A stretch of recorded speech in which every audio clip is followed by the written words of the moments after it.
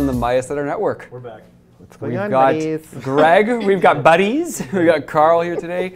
And we got Brandon. We have myself, Brandon, as well. Stacked lineup today. We're starting off with Greg Engel, CEO of Organigram. Had a nice interview with him. We'll be switching over to Deepak Anand, CCI. There's a lot of cool things about Canadian legalization and the world. And what's going on there as well. We have Matt Dyck. Yes, Matt, I'm so sorry I said Mike during the thing. I was talking about the mic over here, though. Yeah. Matt Dyck coming on here as well, professional, talking about some real estate, and we're ending it off with Jonny Mac. Johnny Mac. We're going to be doing some TA. We're going to do whatever we want. We're going to dive into it. We will do whatever we want. So that's what our show's going to look like. Yeah. But what are we going to talk about? There's a couple of things, you know, like Well, legalization. first of all, we have new chairs. I like. They don't like, slide. They don't go back. Yeah, it's good. So that's pretty important for me, actually. Nice. I wonder what's going to happen with CCW here, because there's all these things on the World Wide Web. Basically what the news is going to be. No, the news is not out. We don't know for sure. But I wonder if it's going to be a sell-on news, because there's a lot of these momentum people. It's going to happen every time they put news out. These momentum traders get a hold. They've obviously got a position because they're telling everybody. And they're telling people what the news is supposedly going to be. So I'm wondering what's going to happen whenever the CCW news comes out. Yeah, we've seen it, like you were saying, Greg. We've seen it numerous times now where it's great because you might take it from 40, 50 cents to 60, 70, wherever it is, $1 to $1.20. But if people already know exactly what it is, that's quite literally buy the rumor, sell the, like that is the epitome of what that's supposed to be. Well, unless it's market moving news, which it you know could what I mean? be. I But, like you know, CCW. assays, they concern me here, because you know what my meme is that I put in our chat rooms all the time. Yeah. Assays? Assays. That's what it's been recently. Yeah. Assays come out and everything. Well, and it's a Every weak time. market, right? So anyways, Yeah. I'm not predicting the news. I'm just curious. I don't own any CCW anymore, Yeah. but I do know some people that do. So I'm just a little bit concerned here, because Yeah. we got the momentum guys telling everybody what's going to happen. We'll have to wait and see. We'll have to wait and see. What do you think is going to happen there, Greg? I'm not looking. Gregory? G Lucky. G Oh, Lucky as in our Discord chat. That's Why do you got to rat him out like that? I know. I have to. It's me. Yeah. Difference between a West Ender and Scarborough. Right there. I think I'm pretty much of Toronto. We're still all in Central, but what else though? We got cannabis. I don't know, the fact that the whole market's going down. It was insane. So That's a big correction. we talked about it a couple times. You know, is there going to be a correction? Is it to sell the news? And I had one person so emphatically come out. Why would it be sell the news? We know exactly what it's going to be. Well, look what happened. It was a really, really bad situation where we had an absolute sell-off. Like I did not think it was going to be that aggressive. That was way too aggressive. Some of these things were almost all of them were down in double digits, 20%, 30%. In a course of 4 or 5 days, some of these LPs retraced like 40% of their entire value.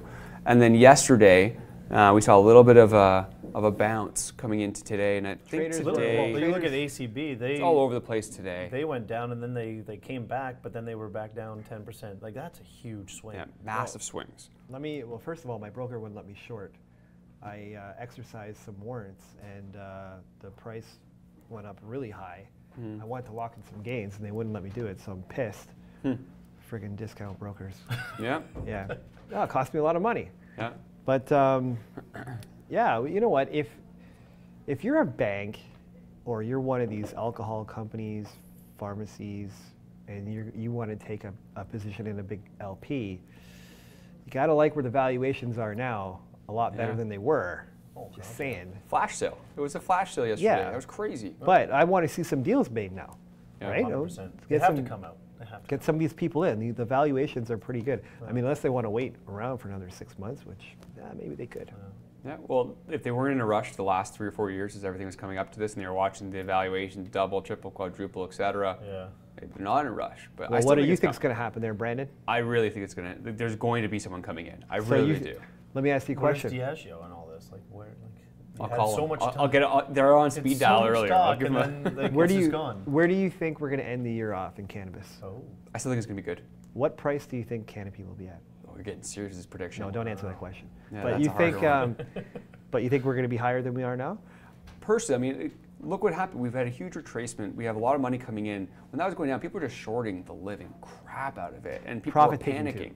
profit taking as well, and panicking. I think a lot of that, especially yesterday, I think I was panicking, saying, I can't take it anymore, I can't take it anymore. I really do think we're still going to have a move, especially if we do have a larger player come in, like a massive bank, a drink company, a Diageo, a Pepsi, a Coke. Are they in a rush to come in? I don't know, but they're most likely going to want to, like if you look at what's happening in the States right now, what's happening in Canada, they can still come in Canada, they can still be a part of one of these massive LPs, get their formulations, their drinks, their food, whatever it is, start building that so when the United States goes legal, because a lot of people think it's going to be 2020 now. With the election, they think it's going to be coming soon, especially with midterms coming up. If that's happening, do you want to wait for everyone else to wait till America starts, or do you want to be in Canada, get the framework, and then bring it back into your home country if it was an American player who came over? If they're not going to go legal for 2 years, you can't sit on the sidelines. No, that just gives Canada a lot more of an opportunity. 100%. And these American companies will want to be in Canada. Look at Constellation, American company. They'll now have a controlling interest. They'll basically own Canopy Growth Corporation. They made a smart move, man. Oh God, yeah. They took an equity piece of the number one. Yep. The first mover. I think we'll see more of that. Brilliant. American companies coming over, getting a nice foothold, and unfortunately, I'm a Canadian, I love our economy, love our country. We are not the United States. Just look at the numbers. They'll come over, they'll make their footprint, and then go back. I'm just saying that they're, I'm just saying they're, the economy and just your ability to compete in the United States, they absolutely trump Canada. Oh yeah. Oh boy. Still going there. I think we need to throw to our next segment. Oh, watching the time. Love it. Busy. We are going to the CEO of Organigram because we were talking about something that just recently happened. Stay tuned to find out what that was. We're here with Greg Engel, CEO of Organigram. Thank you for coming on the show today. Oh, thanks for having me. Absolutely. Now, a lot of things have been happening over the last while, and there's a special event coming up. October 17th, we've got legalization coming in Canada. That's a massive milestone. How's it been for yourself as this road to legalization from all the different years in the company? Yeah, I mean, what's really exciting for us is, certainly October 17th is a monumental event, not just within Canada, but globally, right? The world is really watching. And I think, for Organigram, we're currently in a great position in terms of, not only our production levels and what we'll have available. We were smart in terms of bringing in automation early and working with some of the hiccups some other companies have had with things like excise stamps. We didn't have those hiccups.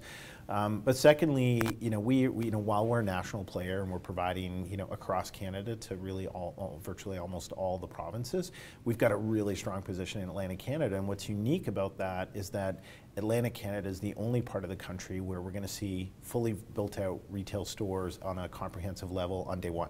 Right, and that's one of the things that's important. New Brunswick, Nova Scotia, PEI, Newfoundland all have their retail stores built out.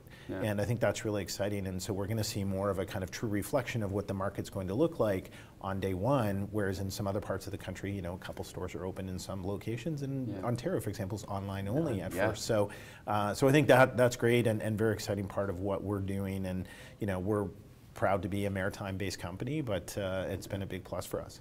Yeah, and it's interesting that you say that because it's true. I mean, our largest economy, speaking province and territory-wise, is Ontario, and we will not get that same footprint or those same measures. Like, oh, that's what recreation will look like. Right. We don't. April 1st, we don't get our first stores open. Even then, I'm sure it'll have to take time from that as well.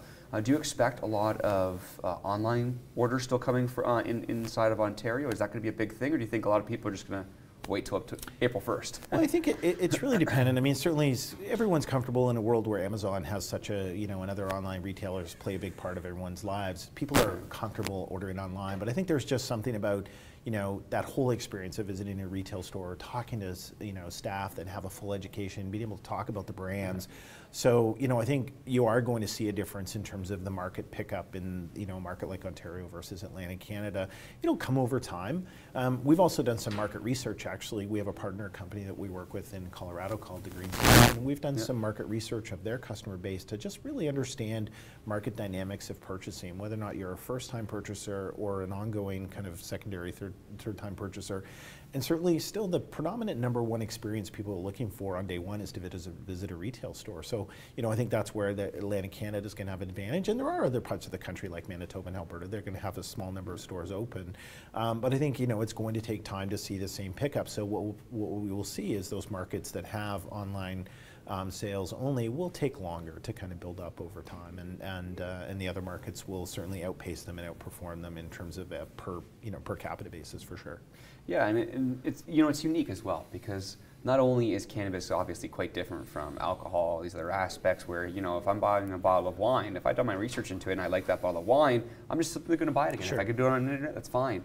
So it's a lot different for cannabis, because not only does each strain, well, I guess like alcohol, it's very, very different, but there's a lot of unknown. There's a lot of people who want to go to that store and be like, okay, what's the difference between indica and sativa? Right. What's the difference between this strain and this strain? This one's high CBD, this one's high THC. What does that mean? So it's going to be, I think it's going to be harder to really get that message out over the internet, because if it's the internet, you really want to go there, where if it's a store and you're just walking by, like, well, that's interesting, it might entice you to come in. So we'll see how that's going, but it seems like out in the Maritimes, you guys are going to be fully running.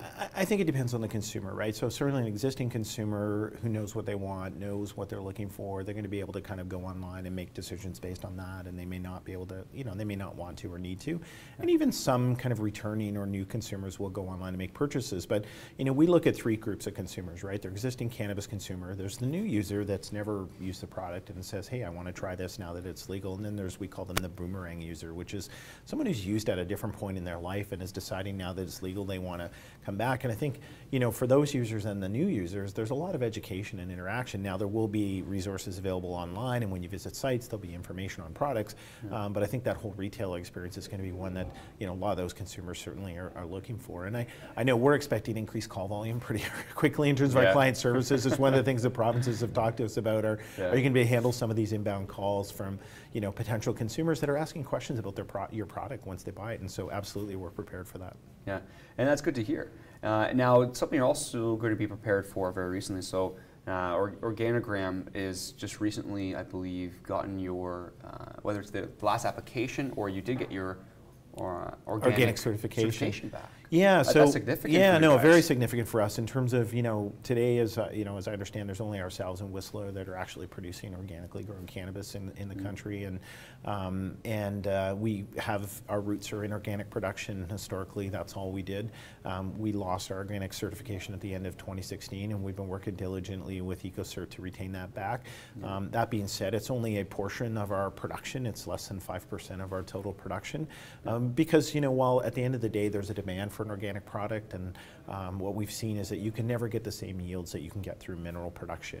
We've got some of the highest yields in the industry, which has been able to help drive down our costs to be one of the lowest costs, or if not the lowest in the industry.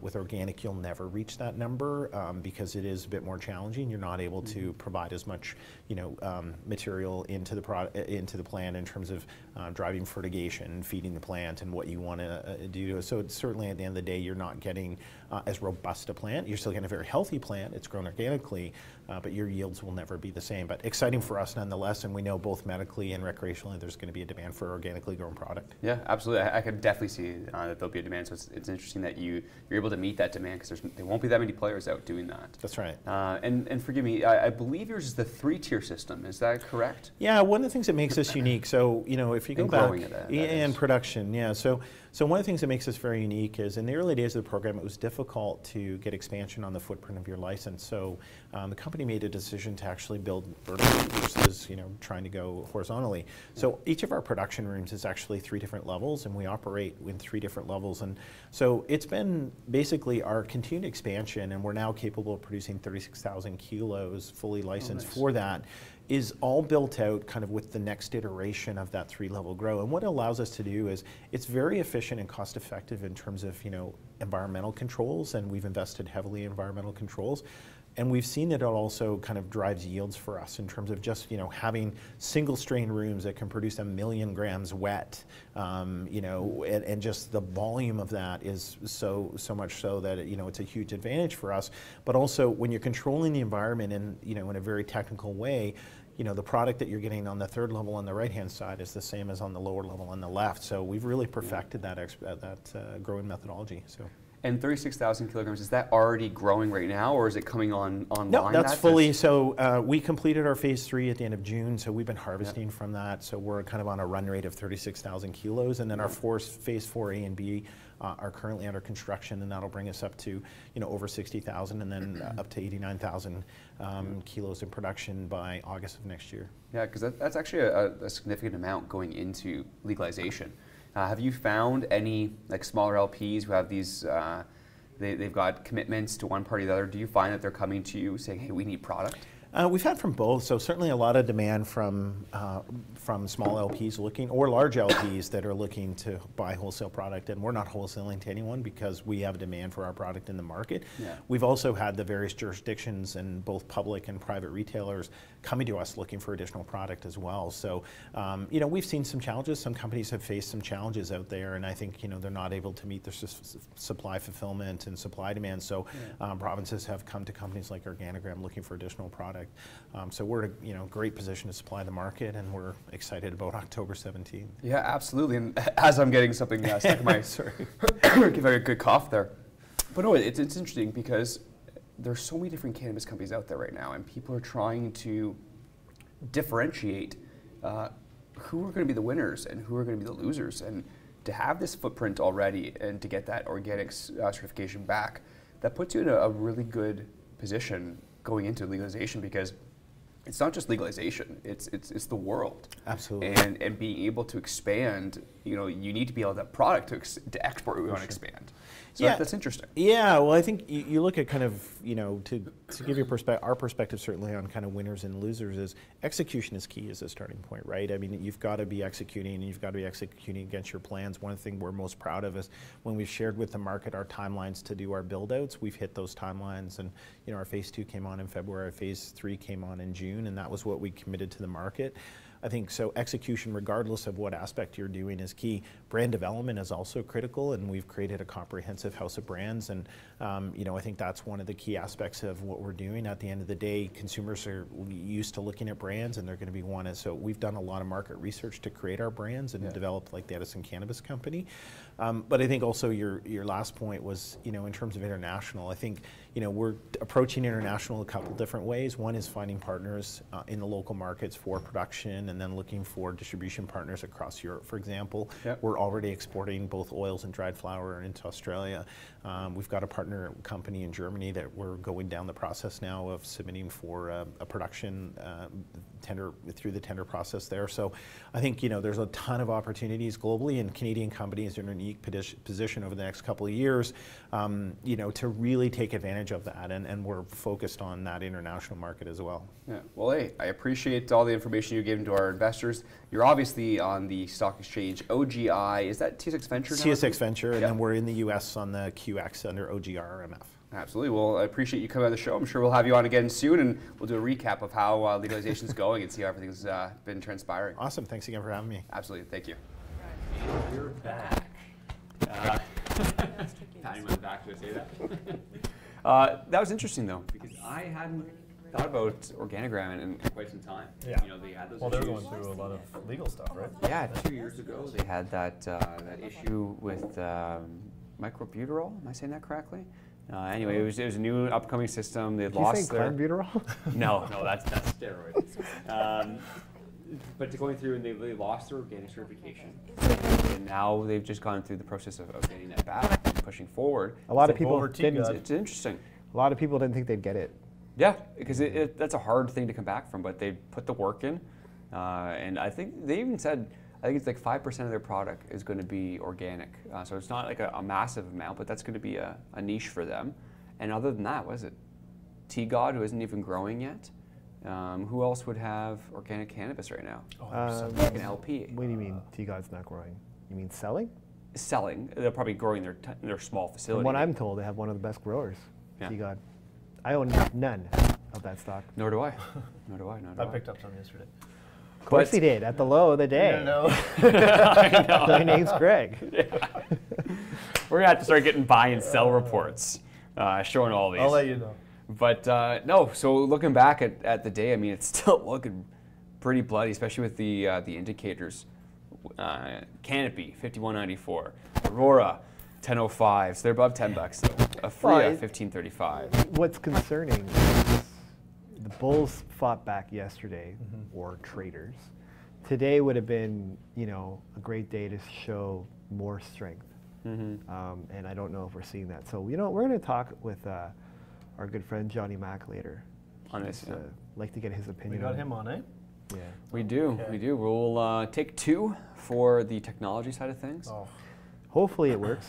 But no, because you got to look at that, and it's important what you said, and he's going to go into more detail about that. You want to see follow through after coming back from such a bloody massacre. Well, I mean, it would have been nice to get like, a nice little 10% pop there on wheat today with the bulls continuing the buy, right? Or even a 5%. Who knows? The day's not over yet. Nope. But right now we're sitting red Yeah. after getting hammered. Yeah.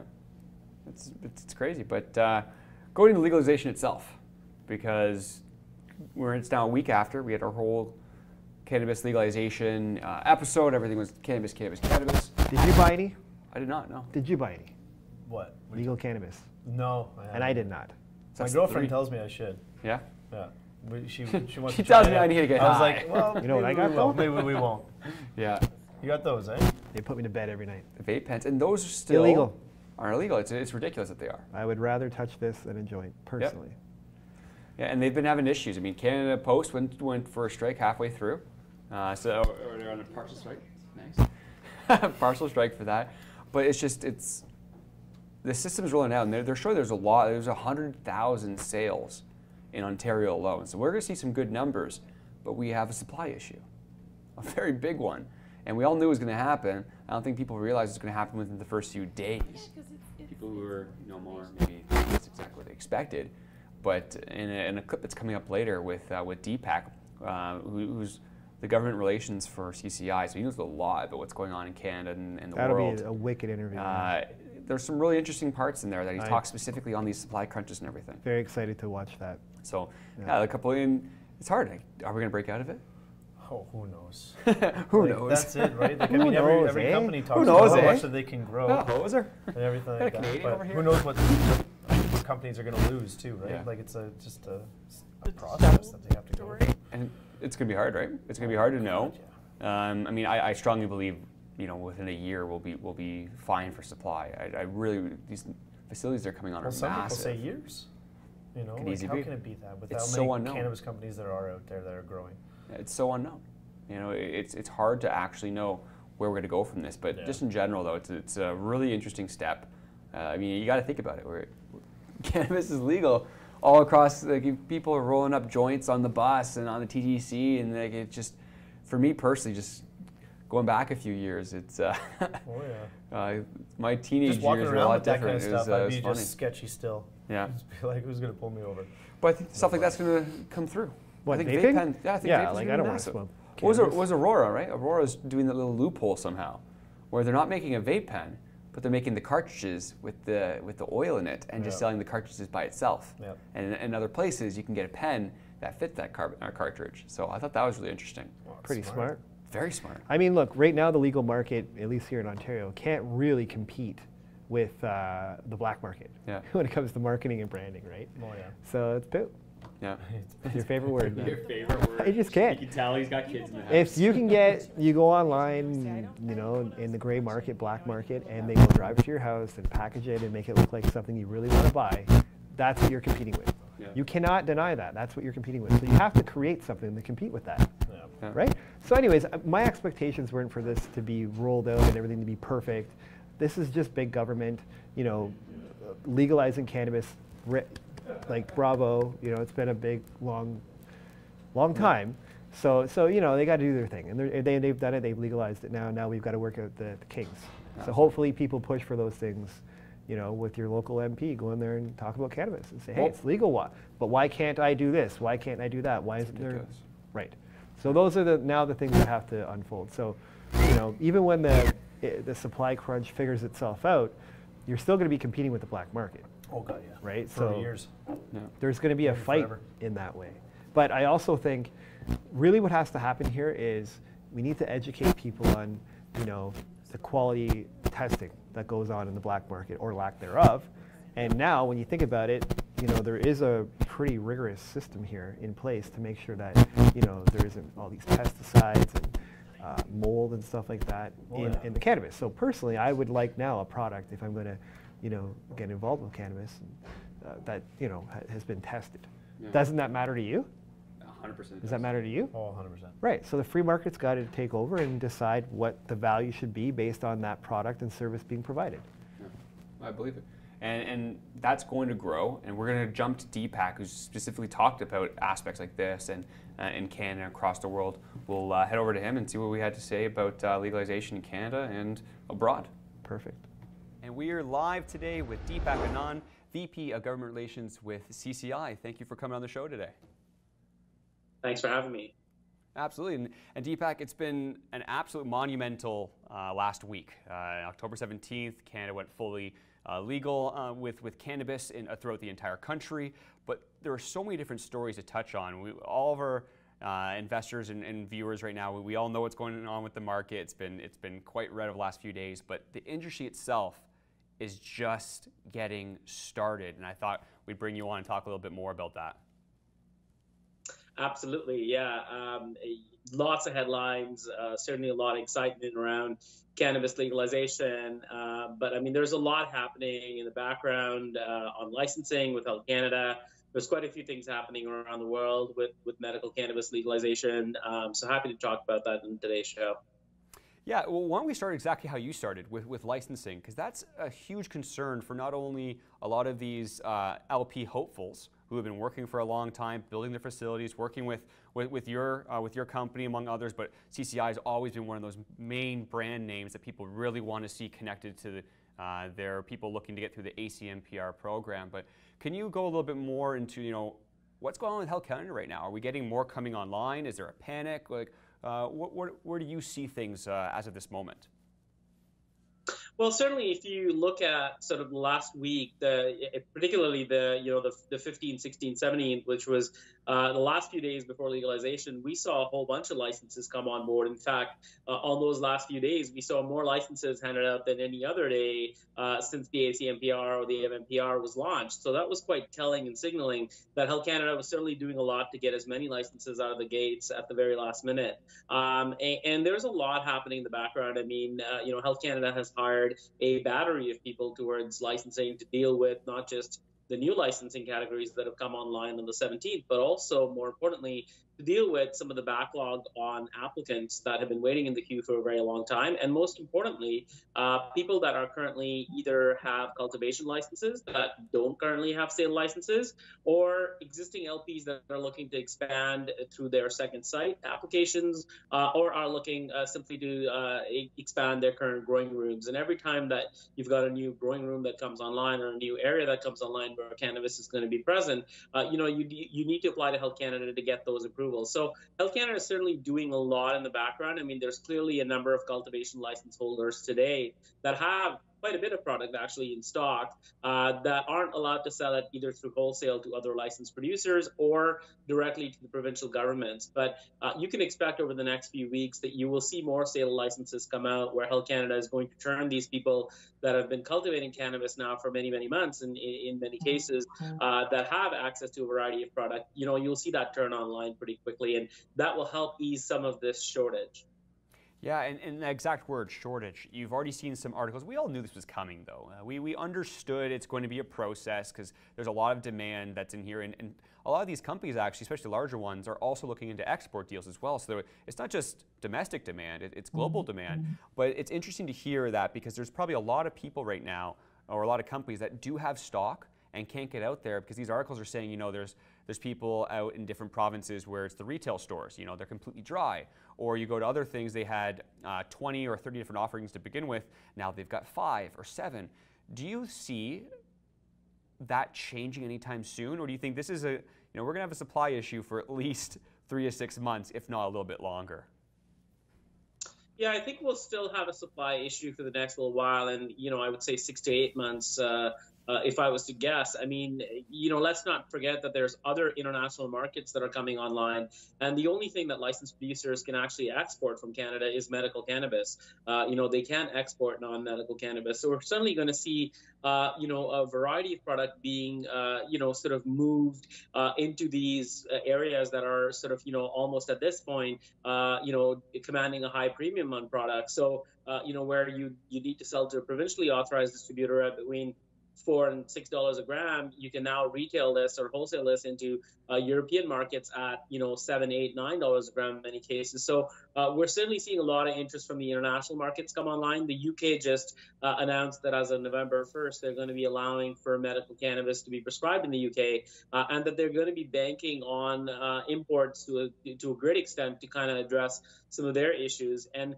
what we're seeing directly, I mean, yesterday, someone tweeted out there was one licensed producer that had no medical cannabis available for people in Canada, which is quite concerning to a certain extent. But it sort of indicates the pressure that's being placed on some of these licensed producers that have product, particularly those that are able to export, that have something called GMP, good manufacturing practices that allow them to export into these medical cannabis markets. And what we're seeing is, they're getting, a significant premium on their products. So for the current sort of point where there's a supply crunch, it makes more sense for some of these producers to be exporting some of this medical cannabis rather than supplying it domestically, either to the medical channel or even the non-medical recreational channel. Yeah, and it's a really good point as well, because the margins are so much higher in places like Germany and soon to be UK, and there's so many different other countries that are coming online. I mean, that's a whole other conversation we can go into about just the global cannabis space and how that's working. But when it comes to actual supply, yeah, if you're a company and you've got the ability to sell something wholesale for $7, $8, $9, or sell retail or wholesale in Canada for $4 or $5, what company is going to be saying, you know what, no, it's going to all stay in Canada? Very few, if not any. They're going to want to export. So it just really goes to show that exports are so important to these Canadian companies, which goes on an overarching theme as well, that these U.S. companies are out there. Trulieve, you've got these massive NPX Bioseural, these guys are really starting to get a lot of market share out there, and they're making some great revenues. Something Charlotte's Web, the other one I was thinking of, but they still can't export. So it's just interesting, it's a crazy dynamic, but you're saying for the next foreseeable future, we probably are going to see a shortage in Canada, though, which I think many of us were prepared for regardless. Yeah, it was something that was very much expected, and it's no surprise that we're seeing this supply crunch currently. But I mean, this was kind of predicted and expected all along. No, exactly. Now, for CCI, how many companies do you currently have on the go for trying to bring through that ACMPR progress? Are you seeing that you're still getting more people apply than approve? Obviously, I can imagine that's true, but are you seeing a trend? Are you seeing a lot more being approved recently, or a lot more applying, or less applying? Is there a trend that's going on right now?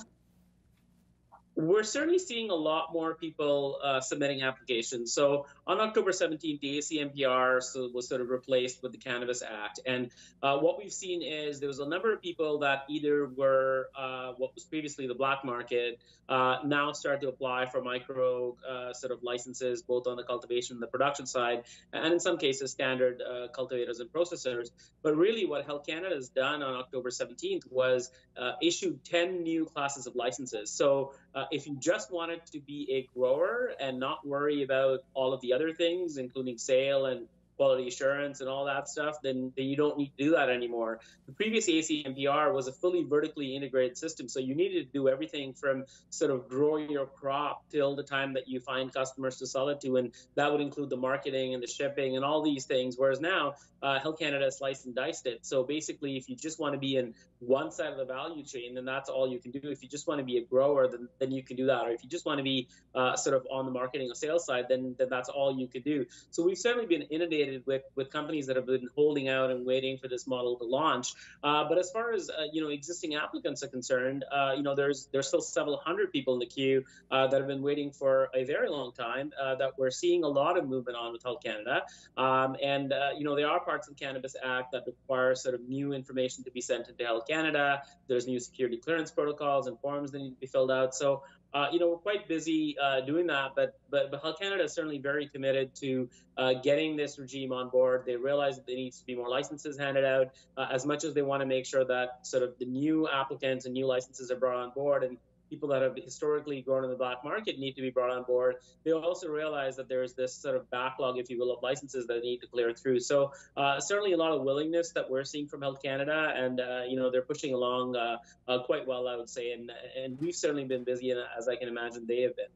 Yeah, and I love that too. I love the idea that they're allowing these extra licenses. Pat, I hope I can remember his last name properly, McCutcheon. He's the CEO of MetaPharm. A lot of people, and sorry Pat if I got your last name wrong there, I'm going from memory here. A lot of people really were excited to see that they got their oils license without being a cultivator, because a lot of companies are going to be like, you know what? I think either this is going to be saturated very soon with these larger players who have these massive facilities that are being built, not there yet, but going to be built, or they just say, you know what? I don't want to be a part of growing the flower. I think it's going to be a commodity one day. I'd rather extract it and go into the the business of CBD oils, THC oils. Maybe you're putting concoctions for drinks. You hear Bruce Linton talking about that all the time. We're currently going through a supply issue with flower. Do you think, though, this will help the government say, you know what, we should look into these distillates. We should look into these other forms that people would rather take or consume cannabis with, whether it's medical or recreation, and they see that as almost like a way out of the supply issue, because now you're going to have multiple avenues to get there? Absolutely. I mean, it's something that Health Canada is very much considering. I mean, we all know that edibles and concentrates are going to be legalized in October of 2019. So it's something that Health Canada is looking at very closely. And, there's already discussions happening. I think I would expect either by sort of the end of the year or early next year, we'll see draft regulations on edibles and concentrates come out. So, yeah, I mean, it's something that they are very much sort of attuned to. It's something that we can expect coming out very soon. And I think that will help some of these supply issues, these supply crunches sort of be addressed, if you will. Yeah, exactly. And also not even just supply issues. I mean, even just from a consumer, there's a lot of people out there who would much rather go through an oil, a capsule, a spray. There were some sprays out there instead of going to smoking. There's always going to be a stigma around smoking, but also a huge craze I'm seeing everywhere. I know it's probably, well, it is black market and gray market, but vape pens, they've exploded into the market through these different dispensaries. As someone who follows the industry, do you see that being a really big component of these LPs moving forward, or concentrated vape pens? Absolutely. I think we already saw some announcements early this week and last week around, people looking at vapes and concentrates. And certainly, I mean, if you look at U.S. states that have legalized cannabis for non-medical purposes, I mean, the big seller is not flower or oil. It seems to be concentrates, vapes, edibles, and those sorts of products. So it's only natural that we'll see that happen here. I mean, if you look at, historically the black market in Canada, and I'm in Vancouver, so I certainly see this firsthand, the products that are available and that are selling are those products, are those vapes, are those concentrates, are those edibles. So, we can certainly expect that, to take firm shape in the legal market here once Health Canada sort of allows for a regulatory pathway for that to happen. And it's no surprise that we're seeing, U.S. companies come to Canada. I mean, sure, the listing and the stock exchange and capital raising is certainly a big factor for them coming here. But what we're seeing is a number of them are getting into IP licensing deals with licensed producers, where they're bringing that expertise and that experience from the U.S., where they've done it, fairly well over the past few years, and saying, hey, let's replicate this in Canada, and let's partner up either with a licensed producer or in some cases do it directly ourselves and kind of bring this to market, because they realize that there's an opportunity here, not just in the Canadian market, but also in the international markets from an export perspective, particularly on those lines that would be considered medical cannabis, which they'd be allowed to export. Well, exactly. I mean, what's easier, transporting flour that can easily go bad and be damaged, or transport a liquid that's already set, whether it be with a certain, I know a lot of these medical companies and cannabis companies actually are coming up with these different aspects that help it to keep its chemical compound longer, especially when it's in liquid form. So I can imagine it only makes sense if you're doing a case of little capsules of liquid, or you're trying to transport a few kilos of cannabis that's been suppressed in like an air vacuum pack. One's going to have better quality than the other when it gets there.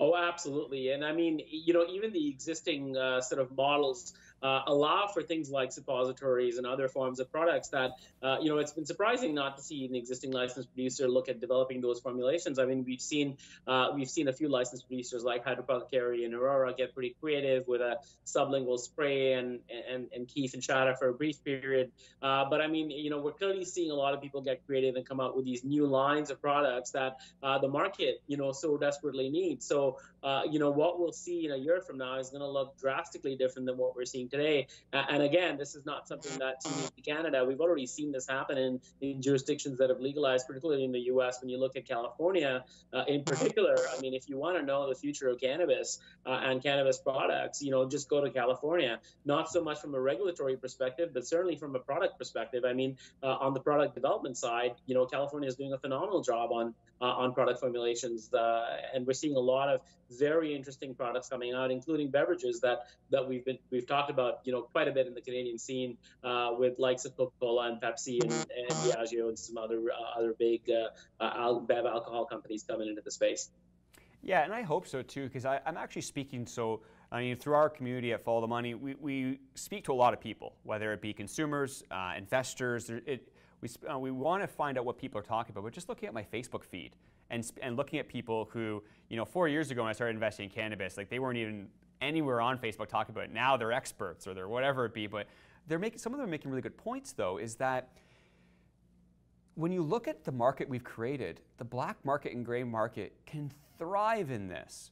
We've got grams of cannabis going for like $18 a gram. The selection is completely like it's old strains, or it's taking like it's being sold out really quickly. But the biggest aspect is not having these products, not having these alternatives that these dispensaries they've already got. Not to mention, when you're looking at this and you're looking at the framework of marketing and all of that, how are you ever going to beat a black market dealer when you completely handcuff these LPs into not being able to talk about their products, not being able to offer more products, and then the taxation?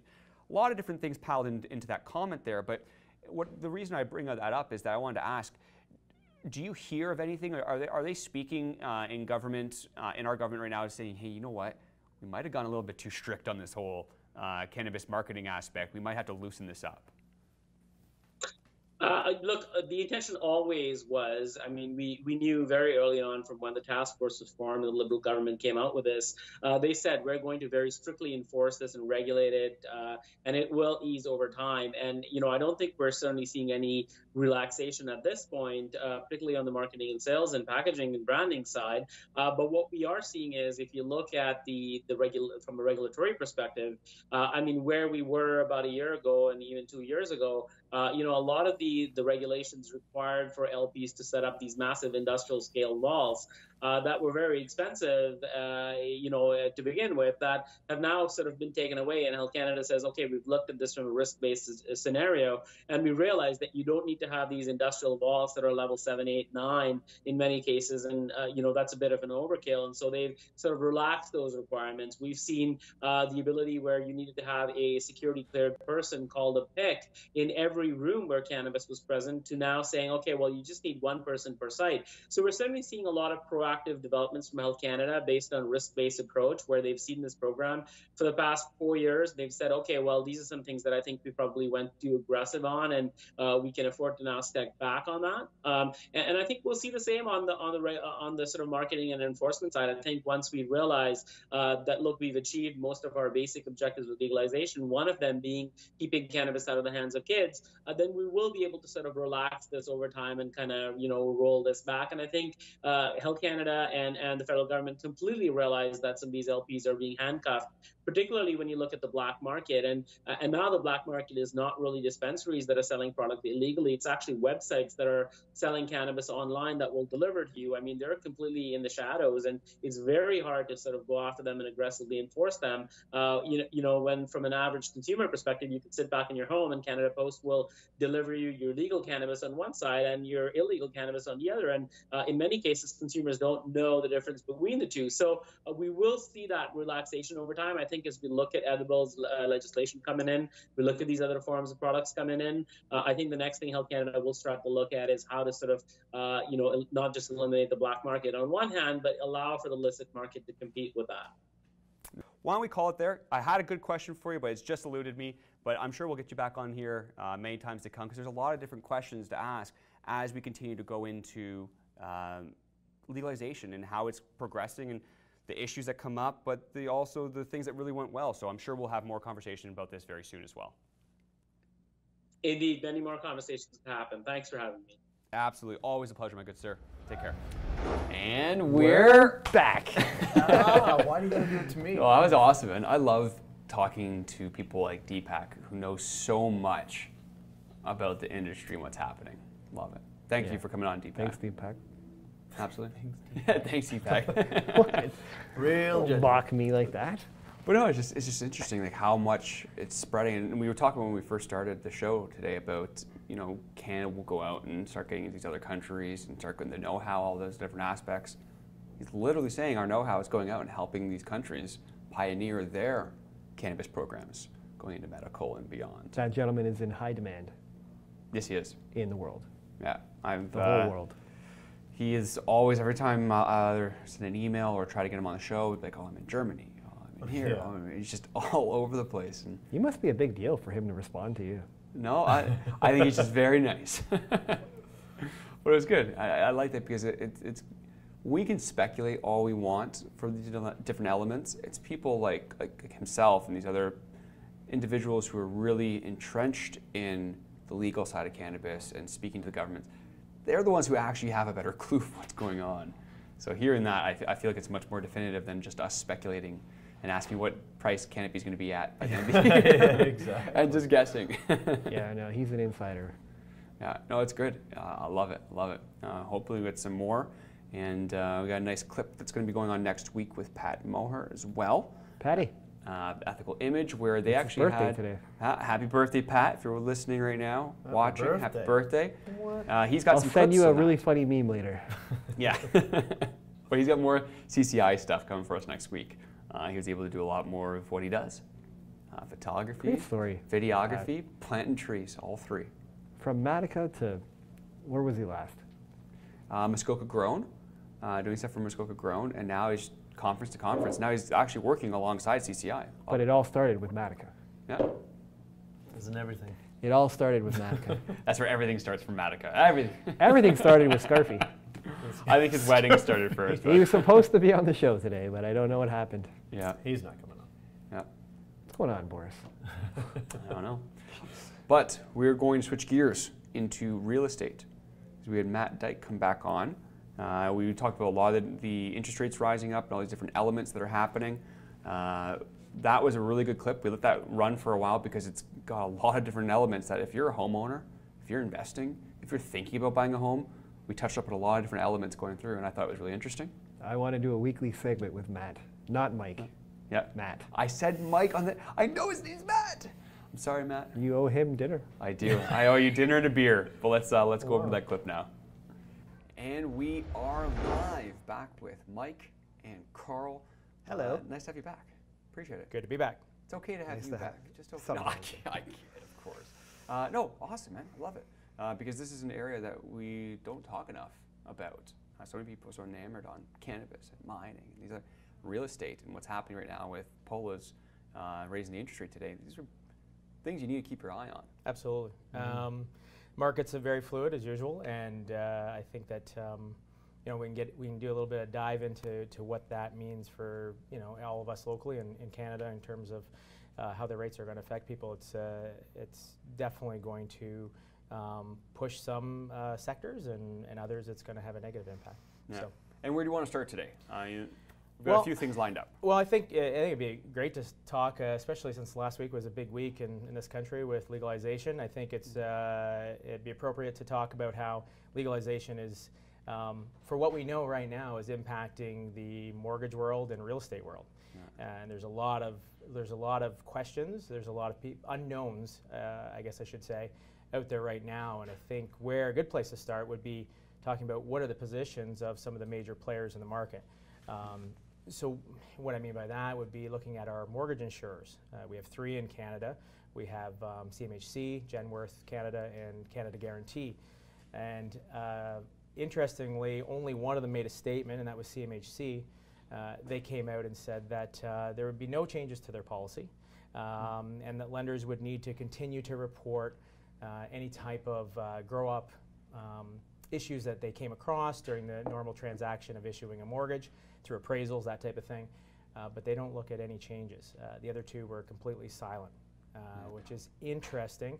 And on top of that, no lender has actually made an official statement about how growing 4 plants at home or the use of marijuana would affect their mortgage. Because a lot of people have been asking that question specifically. You know, yes, you're going to be able to grow cannabis now all across the country, but are you going to be allowed to do it in rentals? Are you going to be able to do it in condos or in houses? Well, why don't we start with houses? Because you've put some awesome data together for us talking about different surveys that are going on. But when it comes to the insurers, you said, you know, 2 of them have said nothing. One of them said, they just came out with a statement that nothing's really changed. Right. But there's an important thing that you said, something about illegal.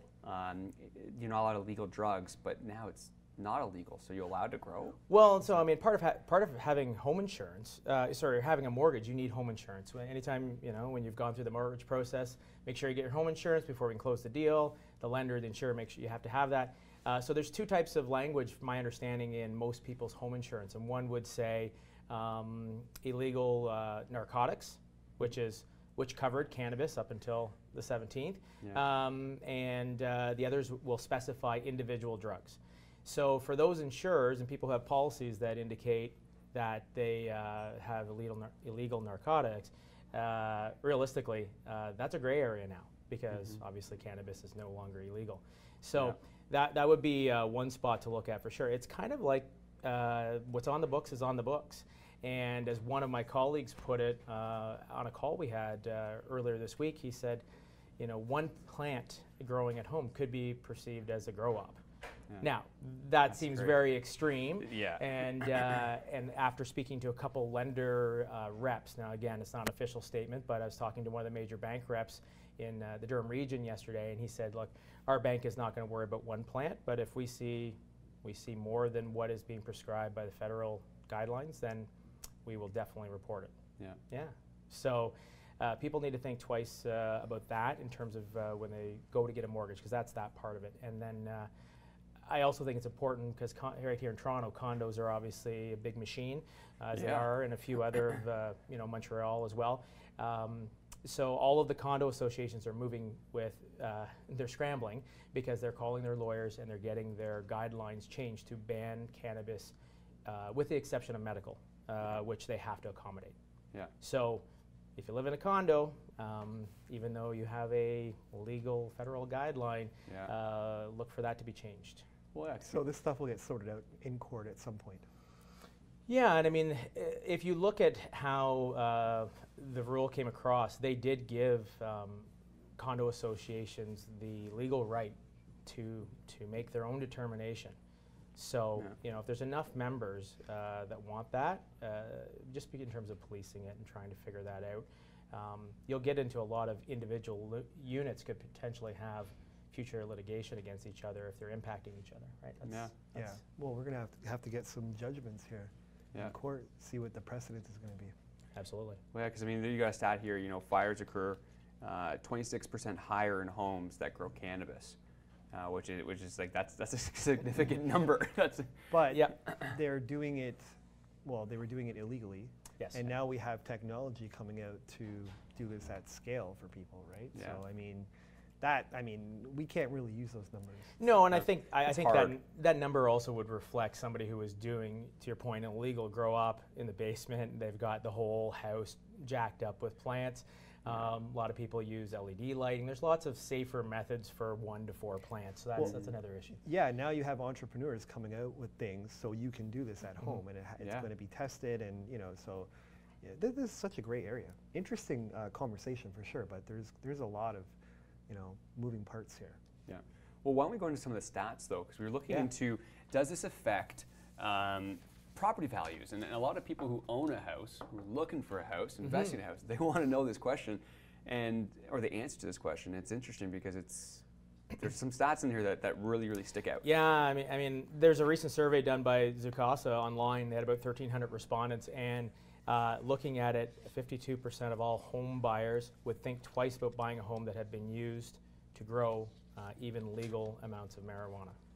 That's an interesting stat. But near 64%, or nearly 2/3 of homeowners polled, said smoking marijuana inside a house would reduce the value.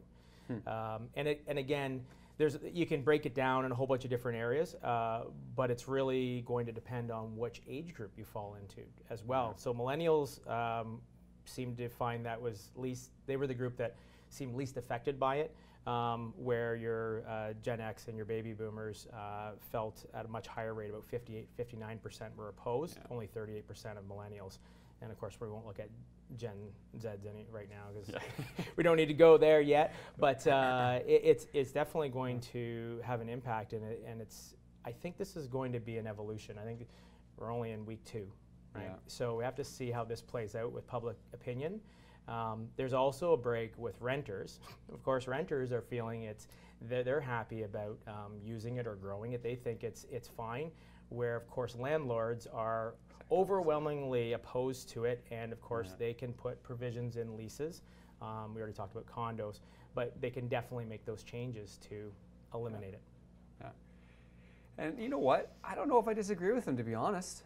I mean it's hard. Yeah, if I was renting out a condo or a house, I don't want people smoking in my house. Yeah. So why would I be okay with cannabis? It's nothing against cannabis. It's just like you're smoking it. Right. That's how I would view it. Yeah. So.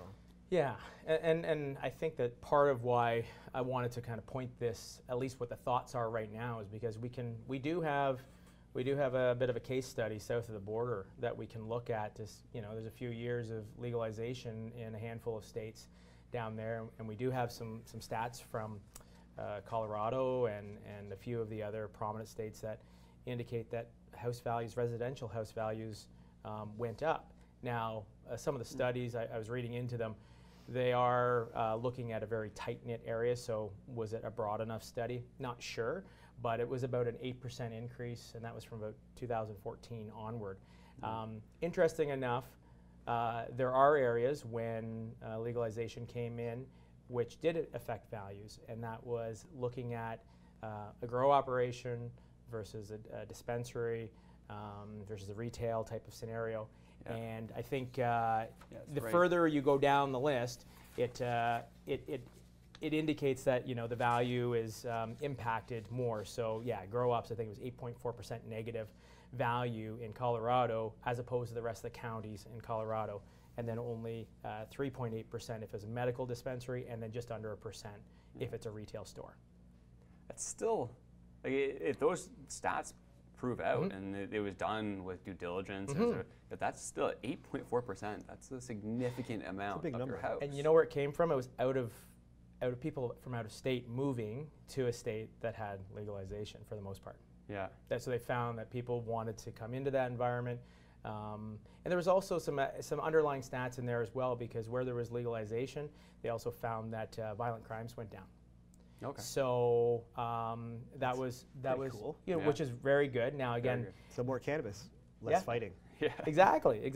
Now, however, there's a counter side to that, which is especially most of these states. Well, a lot of these where it's more prominent, like Colorado and California, as an example. There's some illegal activity coming from the East Coast in the states, which basically, at any means necessary, they are coming across, and they are breaking into different places, not necessarily facilities, but trying to get their hands on legal marijuana to take it back to states where it's illegal and sell it on the black market. So once the states finally expands their coverage, they will push that out. But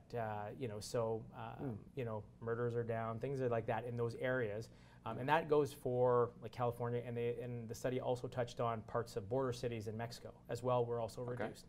Yeah. So people get high and don't fight. Yeah. Apparently. That's right. I got it. Well, you've also eliminated a whole criminal organization, or you're trying to eliminate it. So all these these cannabis dealers on the black market. You know, there's some good gray markets area, the dispensaries that I'm glad we're starting to work with and whatever it be, but there's also other people who don't just sell cannabis though, they sell other things. If you eliminate that desire or that advantage of being able to sell that, hopefully you've eliminated people from entering into drug trafficking, because that's usually where it starts. It's Something another smaller, interesting topic. I mean, so people from other states where it's illegal are going to legal states where it's easily accessible and are trying to grab it, take it back to the black market and sell it. But they're not hurting each other. Yeah, yet. Well, when's the last time you saw somebody, steal a beer from somebody? Yeah. Right? Think about it in those terms. Yeah, it doesn't happen often. It does happen often. You'll always see someone there. You go in your fridge and you knew you had 5 left and now there's 4. Yeah. My roommate definitely stole that from me. Yes, absolutely. Absolutely. But on the exact point though, it was interesting because there's a huge article that was going out in Canada where there was a robbery. They only called it a legal grow up, where the people there were tied up, the cannabis was stolen, it was plastered all over the news, and then you look at it, they say it was a legal outdoor grow up, which meaning they're not an LP, they're an MMAR. I'm just making that because clearly LPs can't be outdoor. Big distinction. So I'm trying to see who this would be. Right. But that's not the same as an LP. We've been So doing. you had a sensational headline, over the fact and the that story doesn't really meet the headline. correct. Typical clickbait.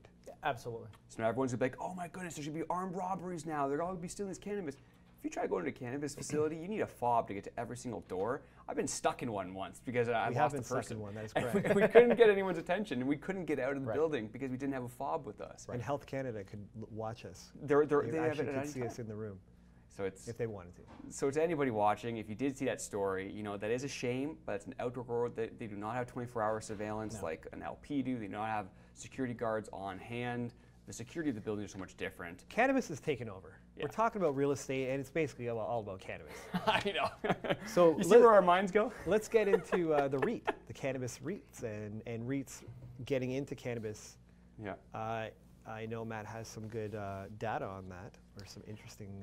Well, and so I was looking at it, and because we do, again, we have this, we do have a bit of a case study south of the border, and looking at what's going on here, in terms of really the cannabis industry is turning into a massive real estate play, because the amount of real estate required for grow operations, for retail facilities. So, but most of it would be in the light industrial, commercial properties.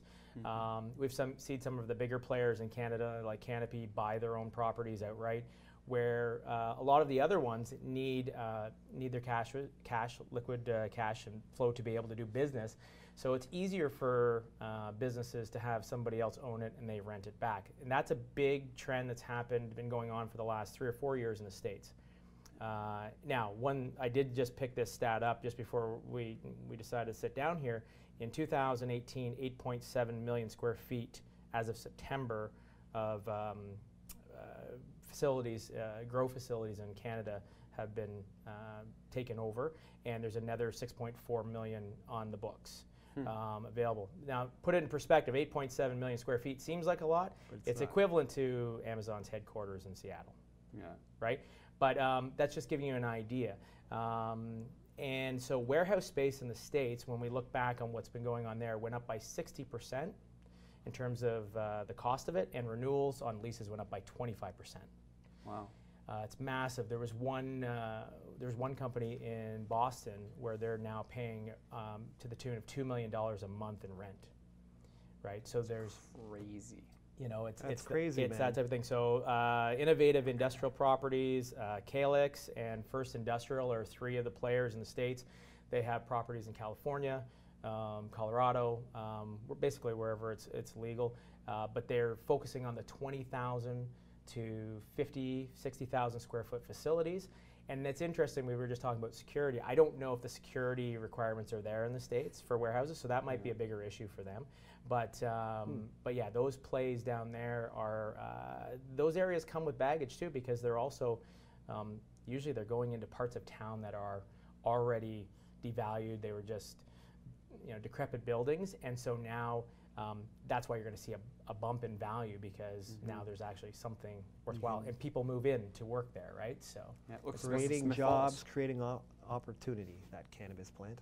Yeah. Absolutely. Yeah, Smith Falls is the poster child, if you want to call it, or the token of that specific thing where they went into the Hershey Center. Nothing was going on around it. This is Tweed, and now it's that they brought that city alive again, right? Because they're bringing in jobs, they're bringing in people, and you. Yeah, it's and amazing. then you have like that huge. They bought the Kraft building. Yep. In Belleville, is it? I don't know. I believe so. Massive Kraft building. That's probably bigger than the Canopy one in Smith Falls. Yeah. Oh, definitely. But don't quote me on that. I'm not sure. Anyway. Yeah, no, it definitely is. Yeah. So again, cannabis REIT. Actually, we have some contacts in that business. So if anyone is interested in that, let me know. Yeah. I reached out when I saw these different notes. We were talking about this. I'm like, I forgot. I reached back out to them again to see about getting one of them on the show to talk about a cannabis REIT specifically. Now, those companies that you mentioned, are they publicly traded? Yes. Okay. I know that I did take a look at innovative industrial properties because there was a big kind of focus on them. I think they're being traded at about $44 is their share price right now, and they have a huge portfolio and they keep acquiring properties at a fairly rapid. You know what?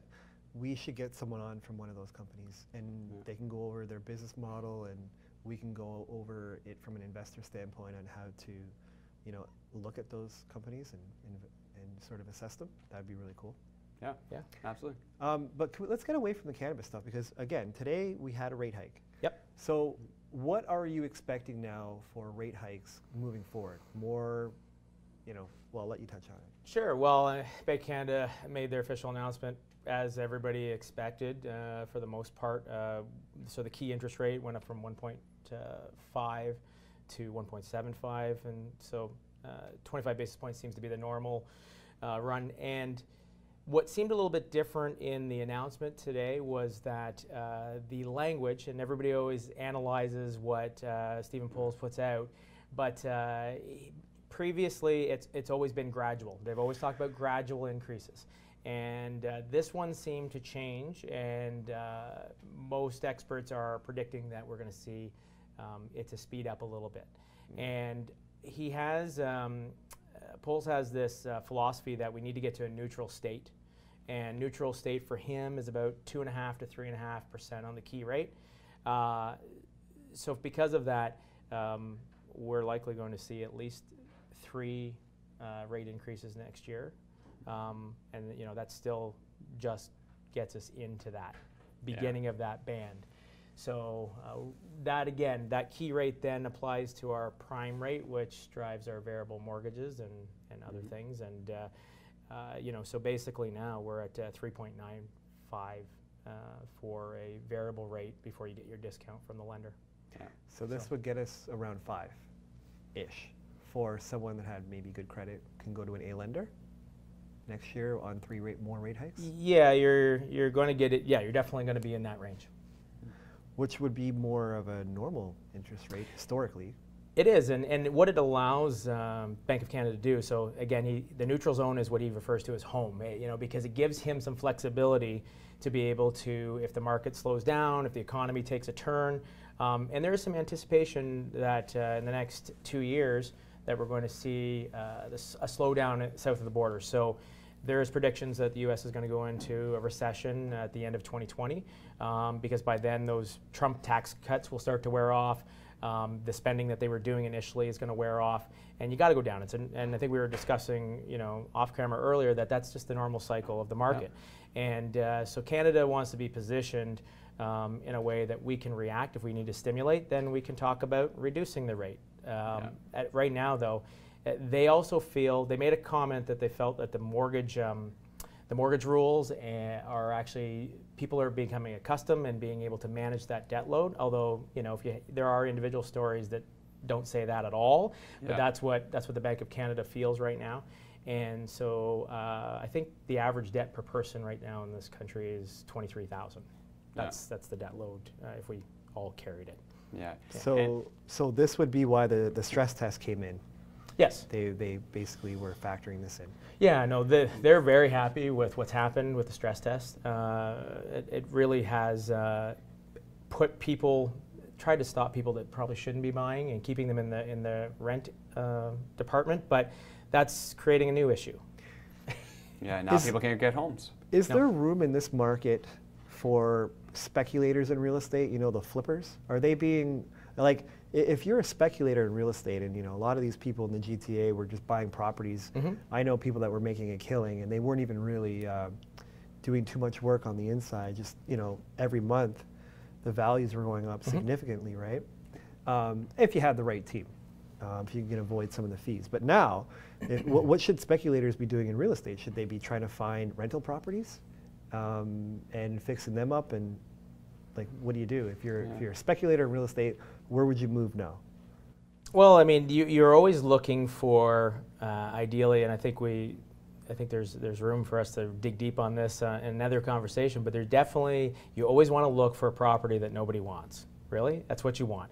And ideally, if you can get if you know what that value of that property will be once you've done what you need to do to get it up to snuff, and you've done your improvements. And typically, what you want to say to a speculator, they're going to go in and they're going to use private money to fix it, buy it, and fix it up, and then they're going to refinance it traditionally. So now they've got it refinanced at the higher rate, and they can take their initial investment back out. That's just kind of the standard play, and then move from there. So, you know, you're going to have more people looking for rental spaces because of what we just talked about a second ago. And, you know, one interesting stat, and we talked about this in our last meeting, right here in King Street in Toronto, I think condos are selling at up to $1,600 a square foot. It's crazy. Right? It's absolutely... You know, so think about people buying those and then turning around and renting them, right? And supply is already... Oh, yeah. Anybody that was loading up on condos in the last 5-7 years, which I know some people that were, just any pre-construction condo they were getting in with like groups of people, they're doing really well. Yeah. Like really well.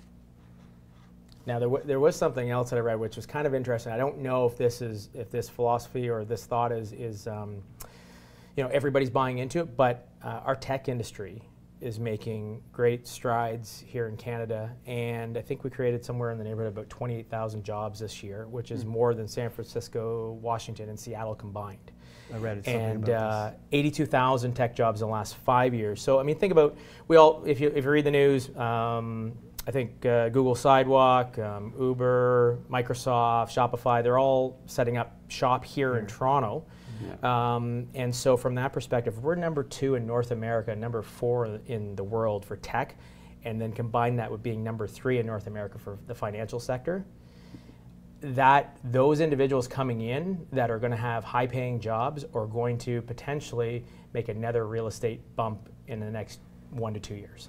Interesting. Again, all of this goes back to Toronto. Yes. Notice how we didn't say Edmonton.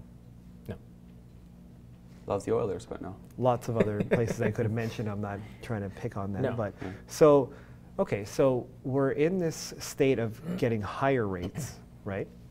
So the prices of a house should come down because now when you go to get approved for a mortgage, the bank is taking more, correct, of what your available credit would be?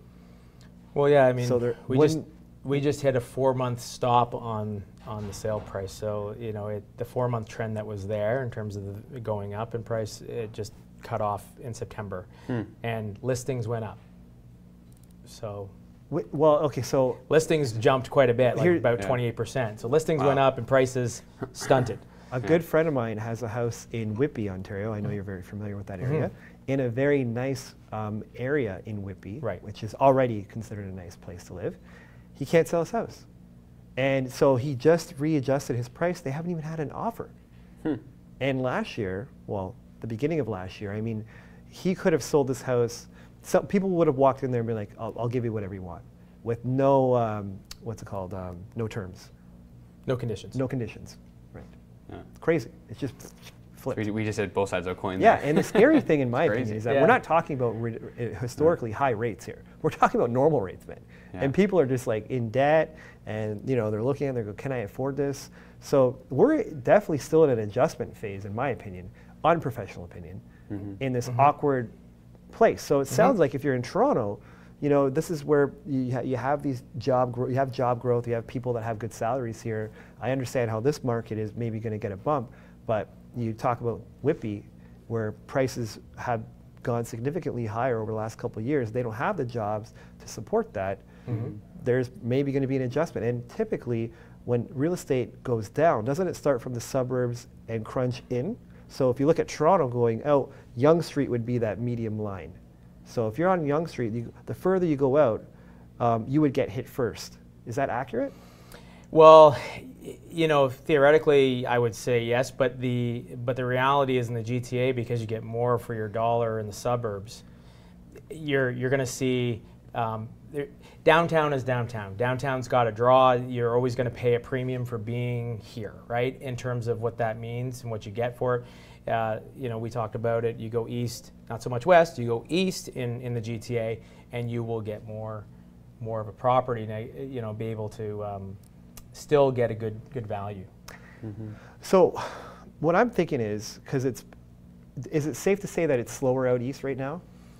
It has slowed down, yeah, a little bit, yeah. So people, I think the obvious thing here would be, and I could be wrong, would be that people out east need to look at it and go, I can't sell my house. Well, how do you sell your house? I need to hit a price where someone wants to come in and can afford my house. So maybe, you know, like my buddy, for an example, they're not selling it because it's not priced to what the market wants to pay. Yes. So maybe some people aren't sure if they value a home right now. Maybe they'd rather rent, right? Or they're waiting for the market for these sellers to go, yeah, I'm going to come down to my price. Well, so as I just said, listings over September increased it by 26%. That's actually in Durham. So now you've got more choice. You now have a buyer group that is saying, I don't have to run and pick the first thing because I'm not in competition like I was before. Yeah. So you're getting more qualified buyers. And again, to your point, if the number one rule in real estate, if you're not priced right, you're not going to sell, and it's going to set days on the market increase, and people see it and they use it against you. Now, in markets where things like in Toronto, you'll still have people who will bring you offers. They'll see a price and they could still lowball you. That's fine. But when you get into the outer suburbs, for whatever reason, the philosophy is a little bit different. They wait it out. They let the cycle happen. They want to be able to use that conversation to say, you've been on the market for 30 some odd days, and we've seen 2 price adjustments, and you're still not getting a bite. It's not that your property's not good, it's you're priced wrong.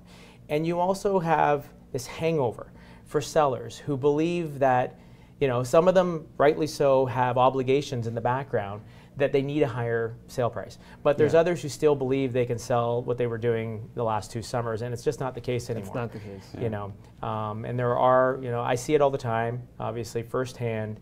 If you price it right and you show the value of that house, it'll get sold, and it can get sold fairly quickly. Well, hey, I appreciate you coming on and going over all these different things. Absolutely. Because a lot of people, like we said, not many people invest when you look at the grand scheme of things, but almost everyone either owns a home, rents a home, hopefully, or looking to buy a home. Yes. So we appreciate you coming on and all these different things. You'll be on again. Yes. Because we want to keep Matt will looking be at on this a track. lot. We should try to have Matt Love on us. weekly. Yeah. I want to see a real estate segment every week. Oh, I'd love to come back. I love real estate, man. Well, I also love this rock, but we'll talk about that later. Talk about it later. I think we all love that rock. Pretty heavy. Exactly. See, look, I can. Oh, there's my paper. Not gonna. There you go. It's a great Well, paperweight. appreciate it, man. Thanks for coming on. Thank you. Always a pleasure. We'll talk again soon. Cheers. And there's the rock. Yeah. The exact same thing we Trying were to see if talking I can about. get the light on your forehead. Yeah. Blind me while on alive. No, it was really nice Matt coming down here. Being able to talk about this stuff, it's important to look at all the different elements of investing, and clearly real estate's one of them. We need to do a weekly real estate segment. Yep. There's some really smart people we know in real estate. Make sure I just muted myself there. Well, we've got someone on our Skype right now who's going to be able to go over different TA analysis and everything that's going on. Jonny Mac. Jonny Mac back again. Hey, John. Gentlemen, how are you? We're good. The markets kind of look like poo. Yeah, indeed. I'm back off of vacation and I've come back to a bit of a SHIT storm, you could say. Okay. So interesting times. I see you have CCW up here. A lot of speculation that news was going to come out today, and people even indicating sort of what the news would be. Has the news come out yet? I haven't seen it hit the wire yet, Carl, but I am keeping an eye on it. The trading is interesting. It's been to me, one of the more interesting charts lately. Can probably bring it up here. Oh, there it is. I actually have it up already. So can you guys see that okay?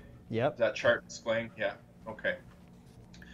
So, you know, we've been in a correction phase after sort of a nice long uptrend, and it's been consolidating. It's given back quite a bit of its gains, as you can see. But, you know, some of the things that I found interesting when I looked at it, if I annotate it here, you know, we're seeing a divergence in momentum in favor of the bulls. So we made a lower high, or sorry, a lower low here, but when it comes to momentum, we actually made a higher low. So that's a bullish divergence.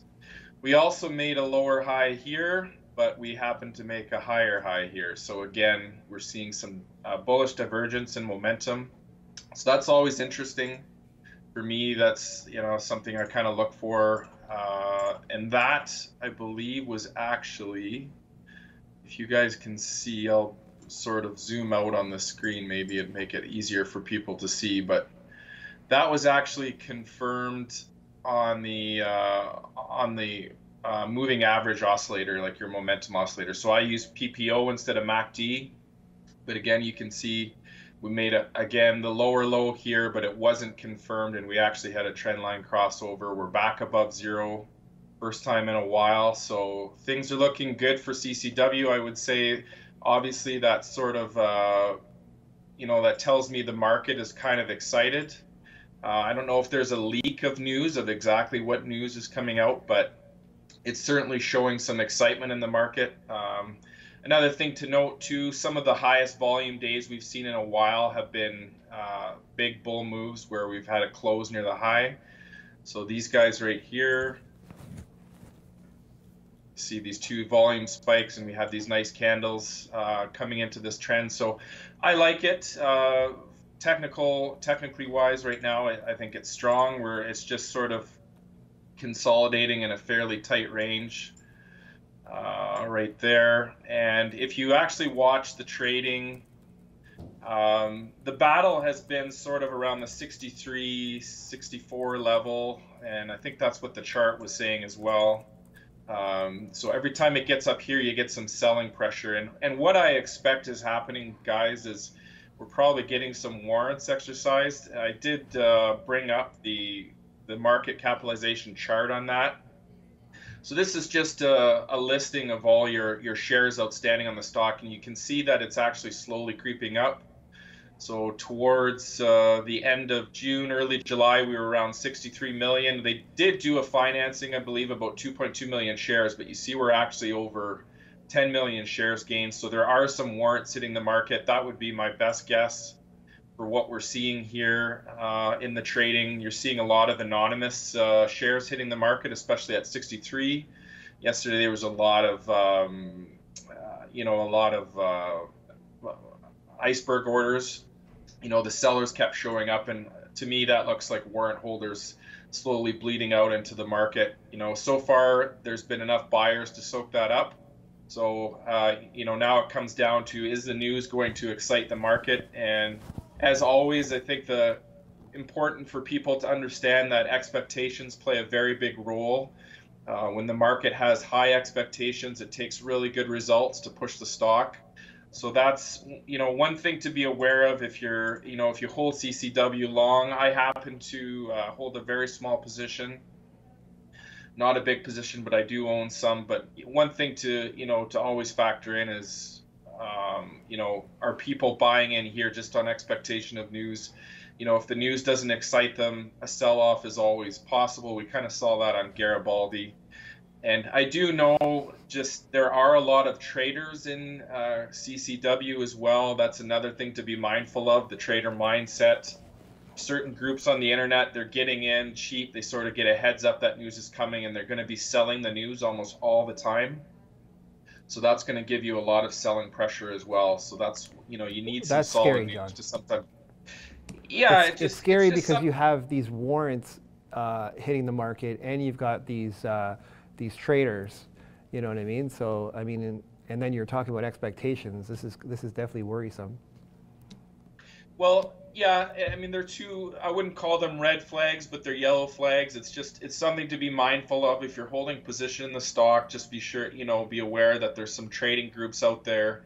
They are holding a lot of stock. They're sort of, aggressively promoting it. So, hopefully for everybody that's long on CCW, the news is good. It surprises to the upside. I would say it is ripe for a move up. I think if it breaks this range, you have a bit of a resistance here in the high 60s, and then we could easily get well into the 70s, and then you sort of have this resistance area at the top. So we had 86, 85, and 90. So sort of between 85 and 90, we call that a resistance band. And that would be the area that we'd want to eventually break. If you're a bull, that would be exciting. We'd be into sort of blue sky territory. So it'll be interesting to see if the news sort of exceeds the market expectations and how that all plays out. So if we back this off, can we look at a 6-month chart? That is a 6-month chart. Okay, I just couldn't see the bottom. Yeah. So basically, yeah, sorry. I think that last financing was at 20 cents with 30 or 35 cent warrants. Is that accurate? So back in May. Okay. I don't know the answer off the top of my head on that one. Okay, I'm going to make an assumption that's what it was. I could be wrong, so please don't quote me. But if you go back to early May, these are the type of opportunities we want right here, because you get groups of people, smart money getting in around 20 cents in a PP with warrants at 35 cents with strong promotion behind it, hitting a top. Did we hit 90 cents? It hit 90 cents, yeah. 90 cents is our top, and now everybody's selling, sitting on their risk-free warrants around 35 cents. So they're basically at a double right now. This is the type of situation you want, friends. Down here, around 20 cents. Just want to throw that out there. Yeah, obviously anyone in that financing did well, and yeah, they definitely have an opportunity to take off their initial capital. So if you're putting capital into these raises with warrants, you get that capital out. If it's after a profit, it's bonus, even if it's risk-free essentially. So you're not obligated obviously to exercise warrants. If things are working out, you can exercise. If they're not working out, there's no obligation to do so. So it's kind of the perfect situation. We saw a little bit of that discussed with Garibaldi. Warren Irwin came out and basically said, I'm out of the stock. All my free trading shares are out of the stock. And now I'm sitting risk-free on warrants. So, Warren Irwin, Garibaldi, if things pan out the way everyone, long on Garibaldi hopes they do, he has that exposure. And if things don't pan out well, which obviously I hope is not the case, then he's not going to lose any money. So, yeah, smart money likes to preserve their capital or manage their risk, and the warrants, getting in on these financings, obviously it gives you that opportunity to still participate in the upside, but with basically zero downside exposure. You're not exposed to the risk. Do you want to switch gears and maybe we'll check out the weed chart, because that's our sector leader in cannabis. Yeah. We've been hammered here the last couple days. What are we looking at? Absolutely. Close to a 40% retrace to the downside. Sector-wide, I'd say, is probably a pretty good number to throw out there. Would you say, Brandon? Easily. Easily, yeah. Yeah. Okay. From the high, Carl, from the high of where weed hit couple weeks ago to the low of yesterday, that was a 37% retracement, so it's pretty significant for sure. Seen a lot of these cannabis plays give back a lot of their gains. I would say Canopy has probably held up better than most. Yesterday we had an interesting, after a sharp sell-off, we had an interesting rebound, and the stock opened way down. We were right at the 100-day moving average, so you would look for that to be support. And actually, if you look at the chart, what we've probably seen, we've been able to pivot our old support to resistance, basically. So, this would have been back in June, where it hit a high in the high 40s, and it bounced back. And now you see on the way up, it tested that, and we basically held that as support. So that was sort of an expected support area. And especially with the stock gapping down that much, so it closed up above, would have been what, 54.50 area, and then we were opening under $50. It opened around 48 and change. That's John, a big gap down. Yes. I want to interrupt you because you did mention you hold CCW, and I think news has just come out. So if you want to look at it, go for it. Brandon and I can take over here for 2 minutes. Want to respect the fact that you have an open position, and you might want to act on that. Okay, thanks. Yeah, I'll take a quick look if you guys want to chat away. Okay. Yep. Yeah, we'll switch over if you want to put. I don't know if we can put the NDI over just to put the let's leave live it up. L2 of it. Oh, okay. If you could just leave a live L2 of CCW up. Well, no, he's got to look. He's got to look at the news. Let's No, not worry that's about fine. I got it up there. You guys you should be able to see it now. Okay, thanks, John. Oh, we'll go back there. Perfect. Well, I guess we're gonna find out here, Brandon. If Well, there's I'm gonna watch CCW because I have an open position on it as well. This is cool, live TV. Yeah, just as should we read the news? So Should we look do at a that. reading? You got a huge. You got a lot of stock to get through at 66 cents. Yeah, and 67 as well. Well, why don't you? Do you want to read the news out? Yeah, I'm just looking at if they're dumping this or not. Because what did it get up to today? I hadn't been looking. The high 67 was the high today. Blew right through that, so it's not anywhere near that now. No real bids are coming in from this. No. Well, read the news. Can you pull that up, Brandon? It should be in our chat rooms by now. One sec.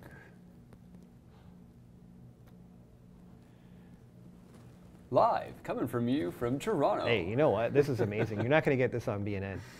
We've got a guest with amazing Canada content. Cobalt is pleased to announce that drilling 1.5 kilometers east-southeast of the Castle Mine is an underexplored area perspective for a new deposit type. Has intersected well-mineralized felsic Archean units at a downhole depth between 77 meters and 163 meters, as well as mineralized mafic to ultramafic units above and below over significant widths starting from surface. Crap. So I'm going to stop it there because we're going to start getting into all the different terminologies that I know the true mining guys out there are going to look at and like, why on earth did you say it like that? But it doesn't seem all that crazy to me. Well, they're waiting on assays. So Yeah, these are not assays. So yeah, These are not assays. I think the expectation, guys, was assays, and it looks like they're issuing guidance that within the next 7 to 10 days we'll see assays. So I wonder if this will lead more speculation, like if these traders will hold the stock, waiting for assays. Right now, I think we're seeing a definite push down. Oh. RBC seems to be an aggressive seller so far. It's early, but yeah, RBC definitely pushing it down. There we go. Yeah. Creating yet another sell-on news event live here. Yep. It's almost like you said it was going to happen that way. Yeah. There's yeah, that's right. Well, there's your house positions. RBC quickly becoming sort of the second. So earlier, Anonymous and Haywood were both leading the pack, and now RBC way up there. You do see Anonymous buying a lot, though. I don't know if everyone could see that Anonymous was quickly moving up in the ranking there. So there is an Anonymous buyer scooping some shares, which is always nice to see. But definitely some selling pressure here. Dude, look at this. Like people, I'm sorry. Yeah. I'm going to swear, guys. People got to fucking learn, man. This is what happens. All the red flags are there from all these momentum traders on all these different groups telling everyone about the news and what the news is going to be. And now they're just shitting on you.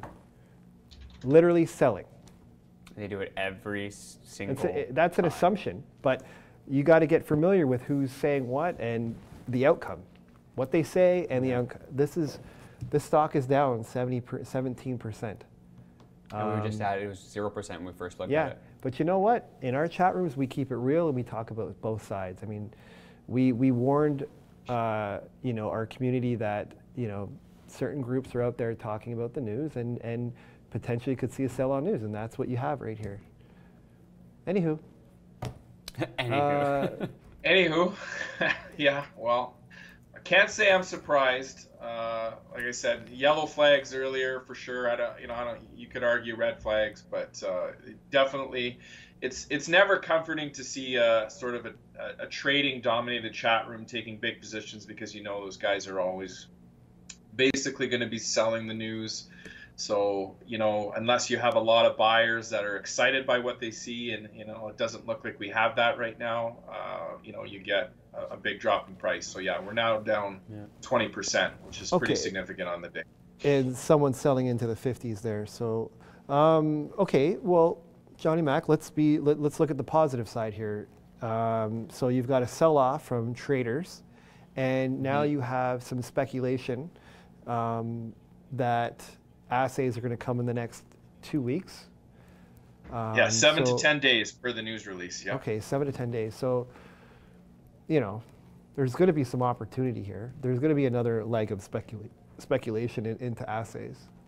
Yeah. What would my be a support expectation, line? Carl. Yeah. Yeah, I was just going to bring that up. My expectation would be, I'll have to update this chart here just a second. So we're right at the 200-day right now. Yeah. So we're right at the 200-day right now. So there's your, that's basically your support. In the past, we got some weak bounces off here, and it didn't hold that well. I would look at this date here. I don't know how come my inspection tool is not working. There we go. So 47.5 is a low the last time it dipped. I would look for a support zone there. And hopefully, if you're a CCW long, again, I have a very small position, I would want to at least see us, not get past this last low, at least set a higher low, and, hopefully pivot from there. It is still early too, buyers could come in, but right now I would say it's not looking great. There obviously some people were just sitting waiting to sell the news. Someone from RBC definitely with a bigger position. I'm sure I could go back and look and probably find some RBC accumulation down here. I wouldn't be surprised. I'm not going to do that right now, but I wouldn't surprise me if someone from RBC had been buying this dip and they were waiting to sell it. So and for those who just are tuning us in, because we had a little bit of a spike there as people are introducing this, Jonny Mac is breaking down the TA for us, for those who are wondering who is this other voice behind all this TA. Very professional of you to reintroduce Jonny Mac. And we are now minus 24. I laugh, but I own a position. Well, Jonny, did you get out, man? No, it was I didn't get out, so not good timing for me. But like I said, very small position, almost negligible for me. But I'm sure there will be a bounce here at some point, and we'll look to see how is the market shaping up looking into assays. So we have the next 2 weeks, and unfortunately, the market conditions we are in as a whole, if we sort of look at the S&P 500, just look sort of pivoting a little bit here, things are a little bit ugly out there in the markets. We had a big sell-off yesterday, a rare gap down on the S&P 500, quite a significant gap down actually, break even. The buyers did buy that dip. But you did see that we started to sell off again towards the end of the day. Well, you won't be able to see that on this chart, but it was a sort of a profit taking towards the end of the day. So what we want to see, these hollow red candles are nice. You want to see bulls buying the dip. So it got pushed down quite a bit below its previous low, but buyers did buy it, which is good. But what we were looking to see today, which we did not get, was follow through. So you see today that we opened lower than yesterday. We tried a rally, and then it's been sort of stuffed, and now we're pushed down. So we do have some buying action coming in there late in the day. This is the sort of the 5-minute chart, and you could kind of see this coming yesterday. So here's our gap down. It started to recover, started to make some higher highs, higher lows in the short time frame. We were getting overbought on this really short time frame. You see a lot of these upper wicks on the candles, so that's all profit-taking sellers starting to make themselves known, and then they pushed it down. So, that tells you after this dip that there just wasn't enough buying momentum to sustain, and we're back into sort of a corrective phase. So we are off, at least off the lows, but to me, this is looking, still fairly weak right now. So it's caution for sure.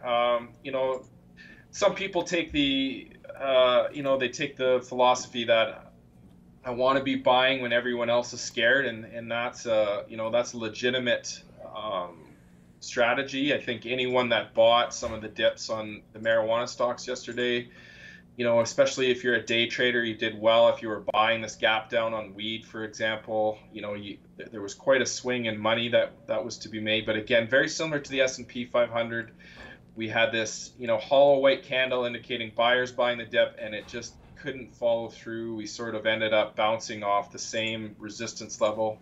I'll give you a 5-minute view. More or less a triple top here. Ooh. 1, 2, 3 times at the same level.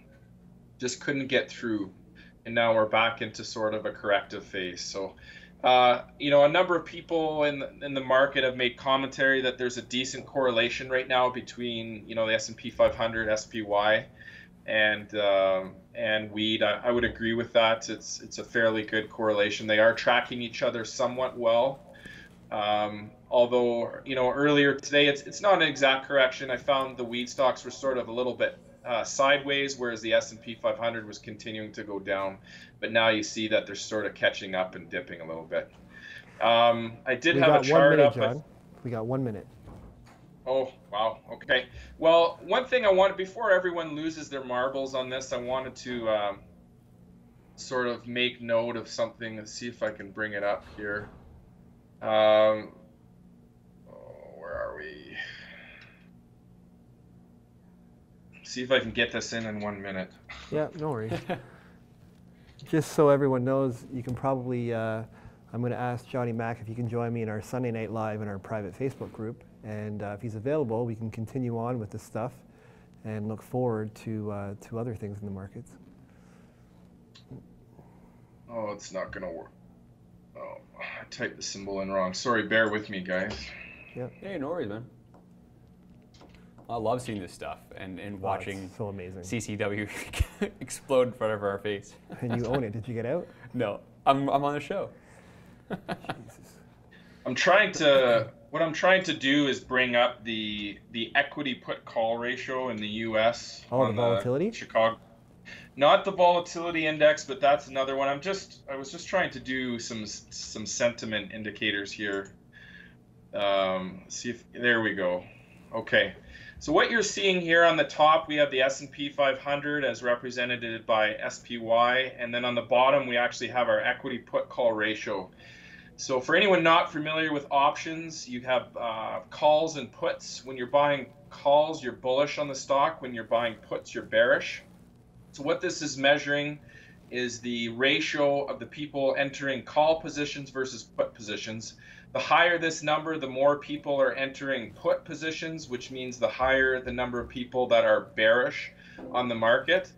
So one thing, before everyone feels like, the floor is falling out and this is the end of the bull market, we are in an area where there's a lot of really bearish sentiment. So we're hitting these highs. You see these anytime we hit, so the higher this number, the more bearish basically. So the last time we seen a spike, we had a big dip in the price.